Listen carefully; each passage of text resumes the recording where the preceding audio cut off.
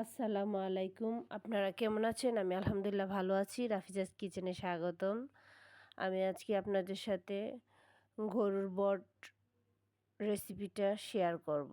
সেই জন্য আমি একটা প্যানের মধ্যে তেল দিয়ে দিলাম। তেল দিয়ে পেঁয়াজ কুচি দিয়ে নাড়াচাড়া করে নিলাম। মোটামুটি বাদামি রঙের হয়ে গেলে তখন আদা রসুন বাটা দিয়ে আবার একটু ভাজা ভাজা করে নিলাম। পেঁয়াজের সাথে মশলাগুলা একটু ভাজা ভাজা হয়ে গেলে মরিচ হলুদ ধনিয়া জিরে গুঁড়া একটু এই যে এলাচ দারচিনি তেজপাতা এগুলো একটু গুঁড়া দিয়ে আবার মশলাটাকে একটু ভাজা ভাজা করে নিলাম। ভাজা ভাজা হয়ে এসেছে, তারপর অল্প পরিমাণে ফুটন্ত পানি দিয়ে লবণ তেজপাতা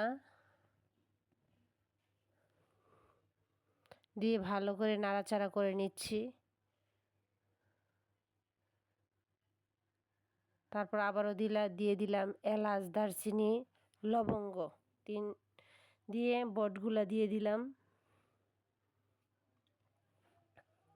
দিয়ে ভালো করে নাড়াচাড়া করে নিচ্ছি যাতে বটের গায়ে মশলাগুলা লাগে। তারপর ঢাকনা দিয়ে ঢেকে দিলাম। মিডিয়াম আছে কষানো হলে বটের যে পানিটা আছে সেটা দিয়ে আবার কষানো হলো।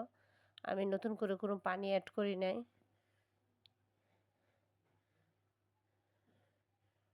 নাড়াচাড়া করে আবার ঢাকনা দিয়ে ঢেকে দিলাম। একদম মিডিয়াম আছে বটটাকে কষাচ্ছি। কষানো হয়ে আসলে তারপর অল্প পরিমাণে গরম পানি দিয়ে দিলাম।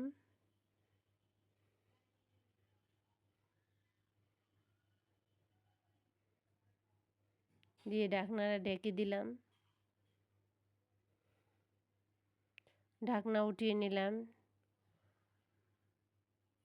কয়েকটা কাঁচামরিচ দিয়ে দিলাম যাতে ফ্লেভারটা ভালো আসে।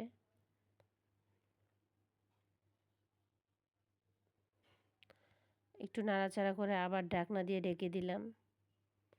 আর ঢাকনা দিয়ে ঢাকবো না, এটা এভাবেই রাখবো। মশলাটা বটটাকে একটু ভাজা ভাজা করে নেওয়ার জন্য চুলায় আরও অনেকক্ষণ বসিয়ে রাখলাম, 10 থেকে 15 মিনিটের জন্য। এই দেখেন হয়ে এসেছে, অনেক সুন্দর হয়ে এসেছে।